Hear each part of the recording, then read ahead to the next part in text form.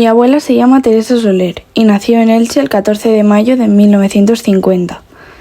Desde los 5 años iba a pasear con su abuelo para coger hierba para los conejos que tenían en casa, en una casa donde vivían 4 familias, donde no tenían ni agua y era todo muy difícil.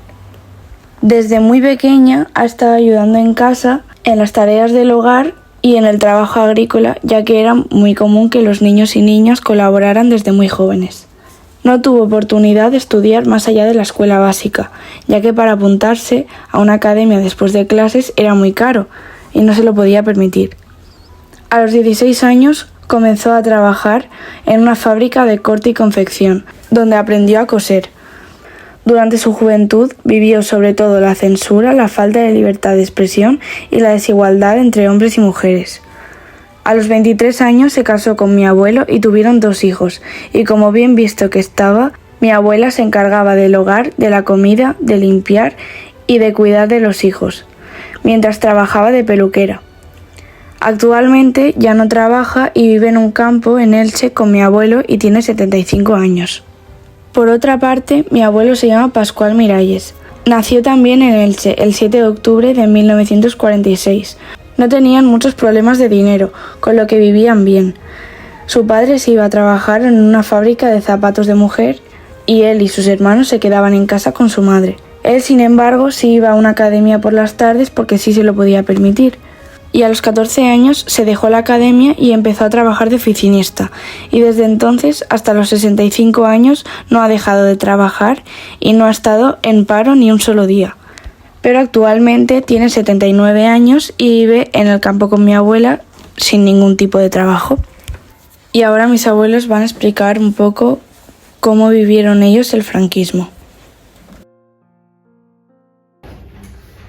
Bueno, contadme cómo era un día normal hace más de 50 años. Pues era bastante difícil, porque no había muchas cosas, había muchas carencias de todo, entonces pues era bastante difícil, pero íbamos compaginando unas cosas con otras y al final había mucho peores que nosotros. Darnos, entrar a clase y al colegio a las 9 de la mañana, de 9 a 12, y luego entramos a las 3, de 3 a 5. Los chicos estaban en una clase y las chicas en otra. Luego descansábamos un ratito para merendar y ya está. Y después otra vez a casa y a dormir pronto. Y eso era el día a día. ¿Y por la tarde trabajabais o algo? Eso es lo que te digo cuando éramos pequeños. Y cuando ya éramos un poquito más mayorcitas, que teníamos 10 a 11 años, pues entonces, después del colegio, me apuntaron primero a bordar y después me apuntaron a corte y confección. ¿Y ibas por la tarde? Y por las tardes iba a corte y confección, alternaba el bordar con lo otro y ya está, ya no tenía tiempo de jugar hasta el fin de semana. ¿Y tú, Yayo? ¿Por la tarde qué hacías? Por la tarde ir a una academia. ¿Ibas a la academia y luego te ibas a trabajar? Y me iba a trabajar ¿Y qué trabajabas? de oficinista. ¿Qué valores os enseñaban en el colegio como correctos? Un minuto de filosofía para empezar y después un día historia, otro día lengua. Pero sí, valores como tal. Valores como tal, pues el respeto a los demás, fundamental, y la formalidad.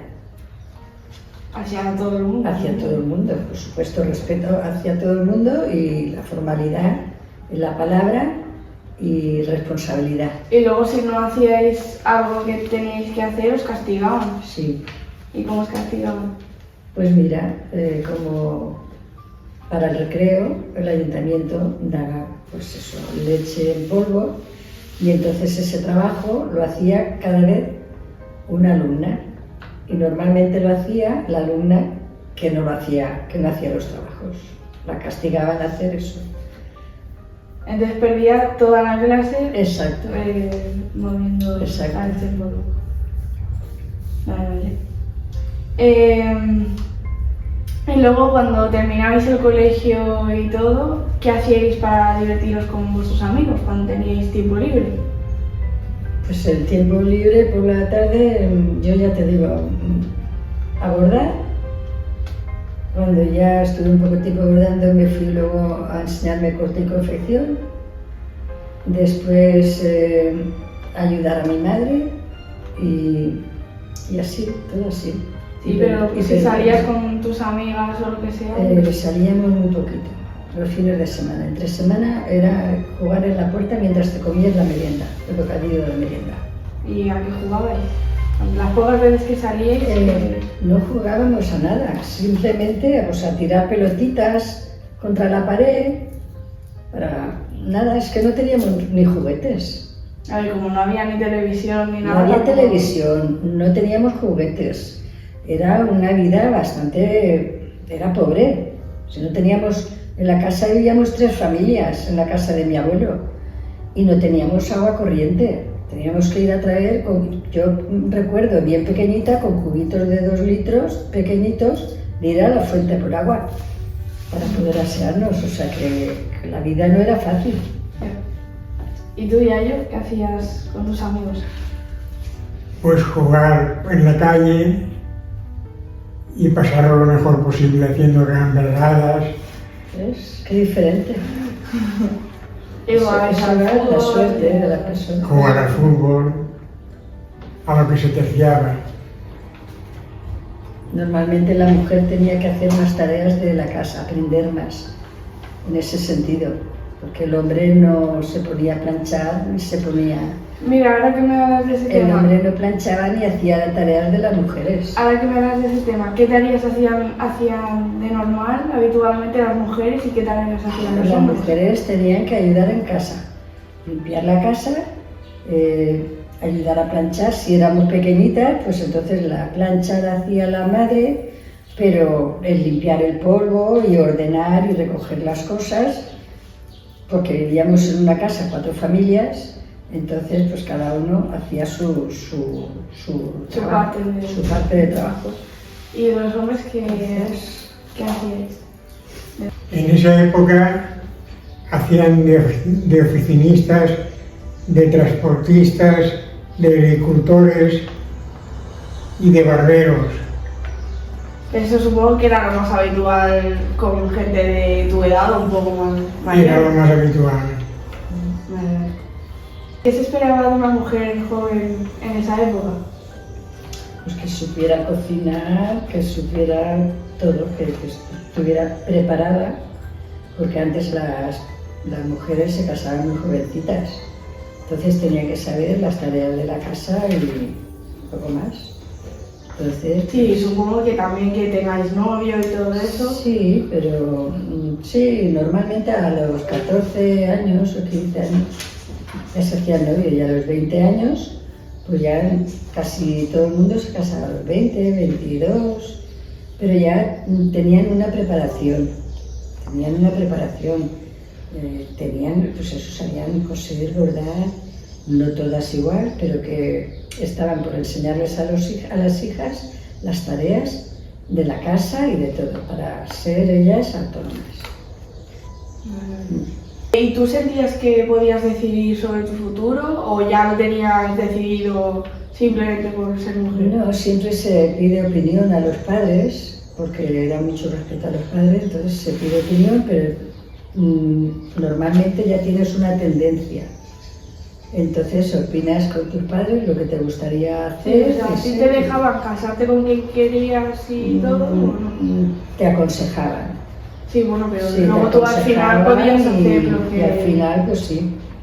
Pero ¿y conoces a gente que sí que les hayan tenido que decir, pues mira, tú te tienes que casar con esta persona porque tiene más dinero, porque... Eso en ciertas familias se ha hecho. Yo he tenido amigas que sí que se ha hecho, pero no era lo habitual. No era lo habitual. Pero lo de casarse pronto, hacerse novios y casarse jóvenes, sí. Porque si no ya estaba como que ya eras muy mayor. Casarte más de 20, 22 años, Ya. ya eras demasiado mayor. ¿Recuerdas algún momento en que alguien tuviera problemas por lo que decía en público? Sí, claro, sí. No se podía hablar muchísimas cosas en público. Y si te escuchaban decir algo que no les gustaba, que... Pues si estás en una reunión o en un sitio público, aunque quieras hablar de cosas, pues hablas en voz bajita. Temas de Franco y todo eso. Nada de política, no. Nada, la política no se podía tocar por la calle. No. Y si te pillaba la policía escuchando eso, ¿qué te hacían? Pues te podía llamar la atención. Pues te podían encerrar. Te podían llamar la atención y que no va a pasar y cosas de esas. Sí, bueno, pero que tampoco hacían cosas más graves que avisarte o algo. Aparte de cerrarte a menos que... Antes te avisan de que eso no se puede hacer. No van directamente a encerrarte ni a nada. Vale. Simplemente te avisan de que eso no está prohibido. Había muchas cosas prohibidas. Que luego al cambio, al morirse, pues Franco, pues ya hubo un cambio notable. Y claro, vosotros no lo vivisteis como tal, pero vuestros padres sí, la muerte de Franco y la llegada de la democracia. Muchísimo más notaron el cambio, muchísimo más. Ya los cogió mayores. Sí. ¿Pero y qué cambios notasteis vosotros o qué os Pues acordáis? Empezaron a aparecer comunistas, socialistas, partidos por todas. Más partidos. Y luego cambiaron cosas, por ejemplo, lo de que os pegaran con una regla en el colegio, sí. Pero sí que tardaron eso un poco más de tiempo en cambiarlo. No, casi al mismo tiempo empezaron a normalizar las cosas. Porque antes lo que se trataba es que a base de golpes tenía que ser hacer las cosas. Y luego ya con la muerte de Y Franco luego ya no era así, ya era hablando. Y luego la gente supongo que también tendría más libertad de opinar. Sí, por cualquier supuesto. cosa, en voz alta, sí. Más libertad y más respeto. Siempre respeto. Es lo que nos han inculcado, respeto ¿Y hay algo que os enseñaron en esa época que ahora penséis diferente de cómo os lo han enseñado? Pues ahora está un poquito desmadrado todo y a veces sí que hace falta que venga un par de días Franco para frenar un poquito las cosas porque están demasiado desperdigados todo. Entonces ni lo de antes ni lo de ahora. Bueno, que sea un punto intermedio. Una cosa intermedia. La libertad se ha convertido en libertinaje. Sí, eso. Y por último ya, ¿qué os gustaría que mi generación de ahora supiera o no olvidara sobre lo que habéis vivido en esa época? Yo a la generación de ahora sigo con el que hay que respetar lo principal.